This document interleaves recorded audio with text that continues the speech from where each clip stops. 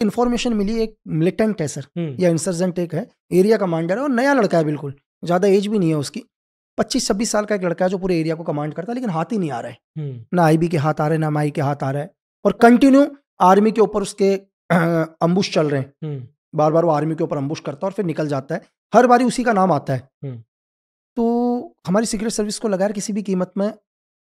इसे गिराना है, इसको एलिमिनेट करना है या कुछ भी करना है या इसे सरेंडर करवाना है, लेकिन वो हमारे रेंज में ही नहीं आ रहा था सर, बहुत कोशिश करी, रेंज में ही नहीं आ रहा। तो यहाँ से हम डिसाइड करते हैं यार प्लान चेंज कर देते हैं। अब यहाँ से प्लान चेंज करते हैं और करते हैं कि हम नहीं यार वो हमारे रेंज में नहीं आ रहा, लेकिन कोई ना कोई तो ऐसा होगा उसका जिसके रेंज में हम जा सके या वो हमारे रेंज में आए। तो हमने उसके ऊपर एक एक इन्फॉर्मेशन को कलेक्ट करना शुरू किया। तब पहली बार पता चला कि वो भी एक है बहुत बड़ा मिलिटेंट, लेकिन कहीं ना कहीं वो भी किसी लड़की को लाइक करता है, उसकी भी कोई गर्लफ्रेंड है। हमने कहा ये ठीक है भाई,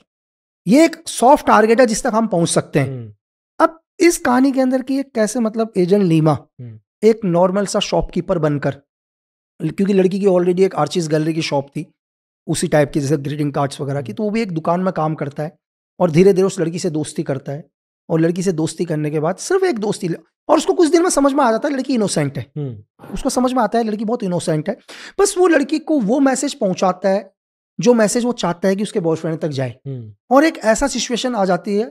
कि जहां लड़की का पूरी तरह से ब्रेन वॉश हो जाता है, लेकिन अभी भी लड़की को नहीं पता कि एजेंट लीमा सीक्रेट सर्विस के लिए काम करता है। लेकिन उस लड़की के दिमाग में इतना डर बैठा चुका है, एजेंट लीमा इतना डर बैठा चुका है कि उसने वो बोल दिया कि यहाँ पर बहुत बड़े लेवल पर जॉइंट ऑपरेशन होने वाला है, बड़े लेवल पर आर्मी ऑपरेशन करेगी और एक भी मिलिटेंट नहीं बचेगा। लेकिन वो लड़की नहीं चाहती है उसका बॉयफ्रेंड मारा जाए, किसी आर्मी की गोली से मारा जाए। लड़की ने अपने बॉयफ्रेंड को कंटिन्यू प्रेशर डालना शुरू कर दिया, या तो भाई मुझसे कर ले ब्रेकअप, ठीक है, या तो सरेंडर कर ले आर्मी को। और यहाँ मतलब इस चीज पर सफलता मिली और वो सरेंडर करने के लिए रेडी हो गया सर। कहाँ हुआ था ये लास्ट म्यांमार बॉर्डर पर ही हुआ था, जहां पूरी दुनिया का इंसर्जेंसी चल रहा है मणिपुर में। लेकिन वो सरेंडर करने के लिए रेडी होता सर इससे पहले ही, जैसे हमारी भी खुद के इन्फॉर्मर होते हैं या हमारे भी एजेंट होते हैं, हमारे भी एसेट्स होते हैं, तो कहीं ना कहीं मिलिटेंट के लोगों के भी अपने खुद की इंटेलिजेंस तो होती है। उन लोगों को पहले ही पता चल गया यार हमारा जो कमांडर है वो क्या है, वो सरेंडर करने वाला है जी। और जब वो अपनी गर्लफ्रेंड से मिलने आया तो उसी के कुछ लोग आए सर, और उसी ग्रुप के लोग, उन्होंने सीधे 2 गोली तो उसकी गर्लफ्रेंड को शूट आउट किया, ठीक है, मतलब 2 गोली उसको मारा और 1 बुलेट उस मिलिटेंट को मारा, अपने ही लीडर को। तो बेशक वो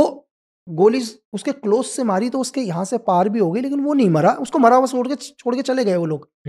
और वो उसके बाद उनके मिलिटेंट के जाने के बाद वो खड़ा हुआ, और नजदीकी में एक इंडियन आर्मी की एक बटालियन थी, शायद राजपूताना रेजिमेंट थी, 17 राजपूत थी, एग्जैक्ट याद नहीं है मुझे। तो वो उनके कैंप पर गया, उसने रातों रात अपने ही हाइड आउट पर एक अटैक करवाया आर्मी से, और इंडियन हिस्ट्री में बहुत बड़ी तादाद पर, लगभग I think 67 AK-47 LMG ammunition grenade, इतना गोला बारूद पकड़ा गया। लेकिन पूरा मैं आपको एक चीज बताता हूँ कि एक इनोसेंट लड़की जिसको पता ही नहीं है सर, वो मारी गई।